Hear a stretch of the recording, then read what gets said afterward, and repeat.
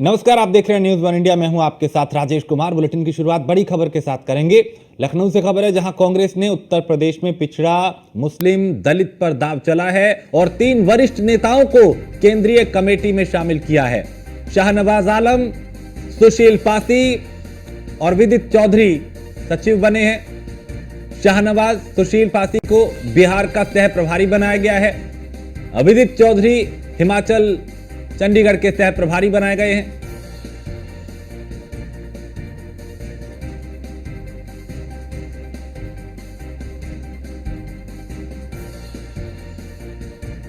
तो कांग्रेस ने उत्तर प्रदेश में पिछड़ा मुस्लिम और दलित पर दांव चला है और 3 वरिष्ठ नेताओं को केंद्रीय कमेटी में शामिल किया है।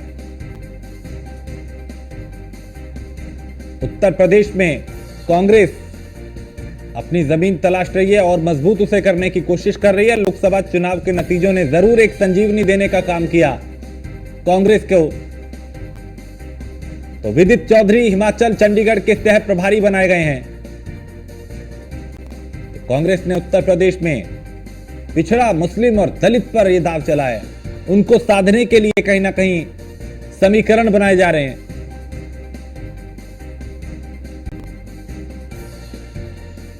तो शाहनवाज आलम, सुशील पासी और विदित चौधरी सचिव बने हैं। शाहनवाज और सुशील पासी को बिहार का सह प्रभारी बनाया गया है।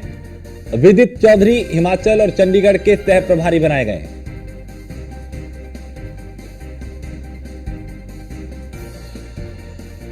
और वर्षा हमारी संवाददाता इस पे ज्यादा जानकारी के साथ। वर्षा, उत्तर प्रदेश में कांग्रेस अब चूंकि अपनी जमीन को और मजबूत करना चाहती है, इसके लिए क्या ये पिछड़ा मुस्लिम और दलित दांव चला है? जो कुछ नाम है, जो नेता हैं, उनको अलग अलग जिम्मेदारियां दी गई हैं। इसमें चूंकि केंद्रीय कमेटी में भी शामिल किया गया उन तीनों को। शाहनवाज आलम है, सुशील पासी हैं और विदित चौधरी।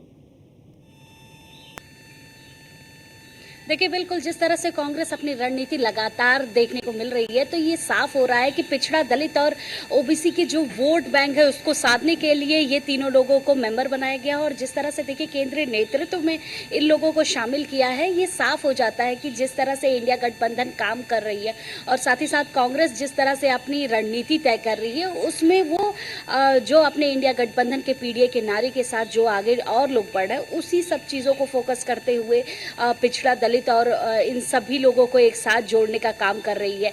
जिस तरह से 3 मेंबर को यूपी से केंद्रीय नेतृत्व में शामिल किया गया है और ये देखा गया है कि इन सभी लोगों का जो सारी चीज़ें हैं वो देखने को मिल रही है कि किस तरह से ओबीसी पिछड़ा अल्पसंख्यक के बारे में जिस तरह से पहले भी लोकसभा चुनाव में वोट पड़े, फिर उसके बाद अब इन मेंबर को बनाया गया है कि इनके ऊपर बड़ी जिम्मेदारी दी गई है कि इन वोट बैंक को साधने का काम ये करेंगे, ये लोग की जिम्मेदारी बढ़ाई गई है। तो ये सारी चीजें देखते हुए साफ हो चुका है केंद्रीय नेतृत्व की तरफ से इन लोगों को इसीलिए आगे बढ़ाया गया है कि लगातार जो एक पिछड़ा वोट बैंक है, एक अल्पसंख्यक वोट बैंक है, उसको साधने का जरिया बन सके और उनको अपने तरफ अट्रैक्ट कर सके। और जो आने वाले उपचुनाव है, 2027 की चुनाव है, उसको लेकर कांग्रेस बेहतरीन तरीके से काम करने के लिए इन लोगों को मेंबर बनाकर लाया गया है। ठीक है, बहुत शुक्रिया वर्षा इस तमाम जानकारी के लिए। तो कांग्रेस उत्तर प्रदेश में भी अपनी जमीन को और मजबूत करने की